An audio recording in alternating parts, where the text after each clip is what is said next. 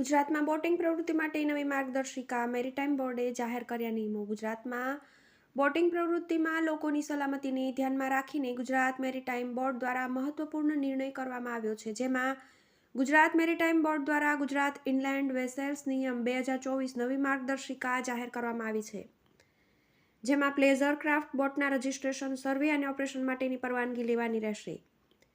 આ સાથે રાજ્યમાં આંતરિક જળમાર્ગો પર સંચાલિત બોટના નિયમન માટે વિસ્તૃત માર્ગદર્શિકા તૈયાર કરવામાં આવી છે. ગુજરાત મેરીટાઈમ બોર્ડ દ્વારા નવી માર્ગદર્શિકા જાહેર કરી છે, જેમાં રાજ્યની તમામ પ્લેઝર ક્રાફ્ટ બોટના માલિકોએ જિલ્લા કલેક્ટરની કચેરી ખાતે ફરજિયાતપણે બોટની નોંધણી કરાવવાની રહેશે.